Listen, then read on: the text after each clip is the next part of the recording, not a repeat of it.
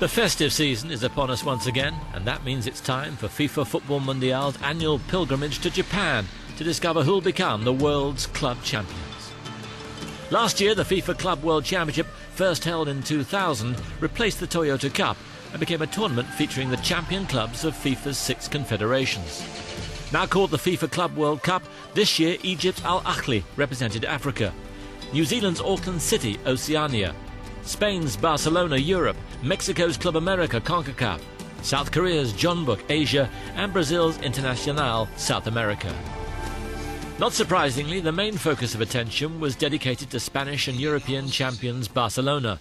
The likes of Ronaldinho, Deco, Puyol and co are a big draw in Asia, and this was the perfect opportunity to increase the club's profile in Japan, a market that's been dominated by fellow Spaniards Real Madrid and England's Manchester United in recent times. But the only thing occupying the players' thoughts was the silverware up for grabs. And no wonder. They were on the verge of creating history, even for a team as successful as Barcelona.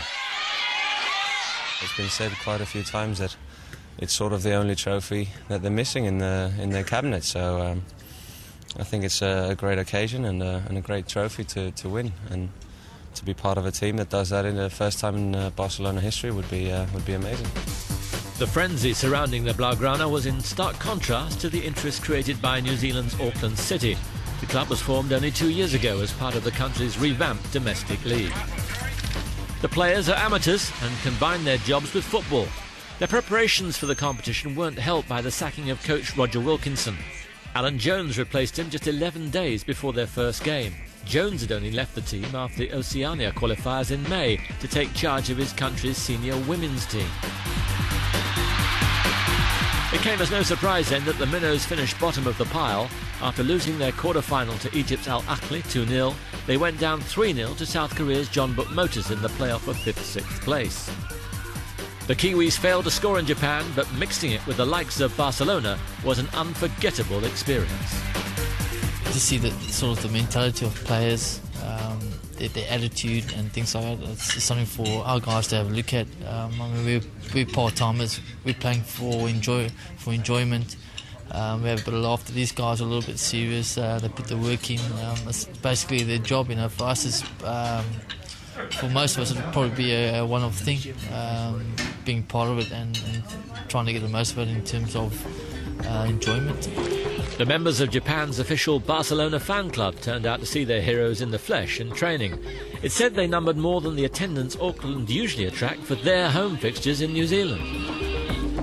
As champions of Europe, Barca were automatically through to the semi-finals, as were Brazil's Internacional, champions of South America. The absence of the injured Samuel Eto'o and Lionel Messi was a disappointment for the locals and a setback for a club who are aiming to avenge defeat to Brazil's Sao Paulo in the Toyota Cup 14 years ago. Their semi-final opponents were Club America, who defeated Jeonbuk 1-0 in the previous round. But the Mexicans were no match for the Blaugrana after Ida Gudjonsson put Barca in front. And a header from their very own Mexican Rafael Marquez doubled the advantage on the half hour.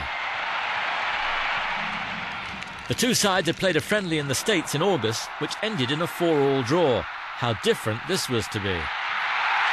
Ronaldinho delighted the locals, making it 3-0 in the second half. And Deco completed the rout with the goal of the game.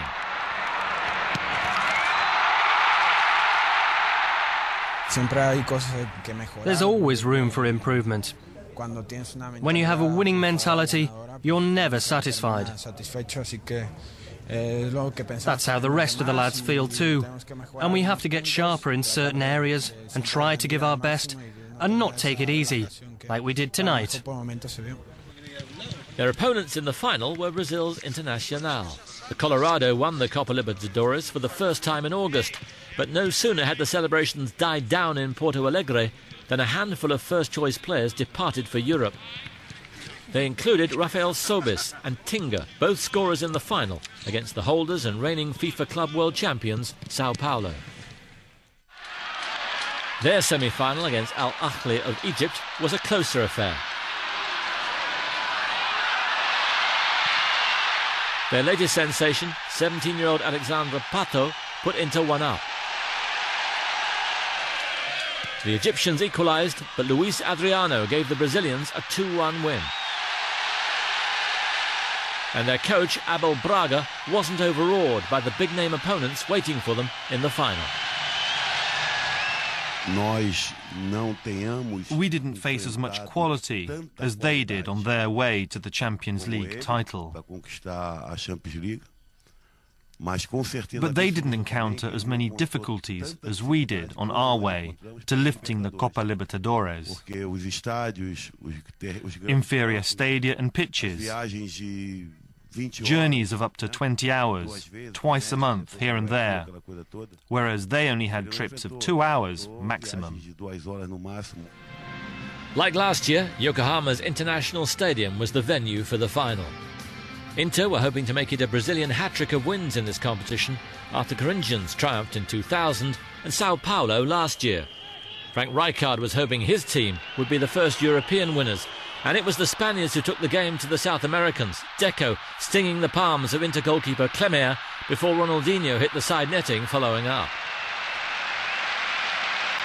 But Inter had their chances too. Barca switched off at the back to let in Indio. His shot, though, proved just why he's a defender. With 8 minutes remaining and penalties looming, Inter finally broke the deadlock. Adriano the scorer, and he'd only entered the field as a substitute 6 minutes earlier.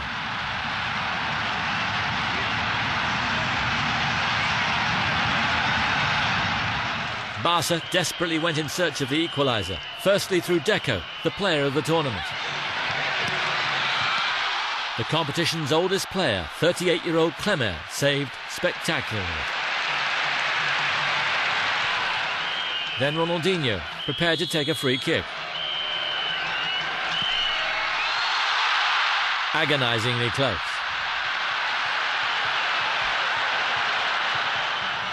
"1-0 it remained, and Inter ensured the trophy stayed in Brazil to cap off an incredible year for the team who for so long...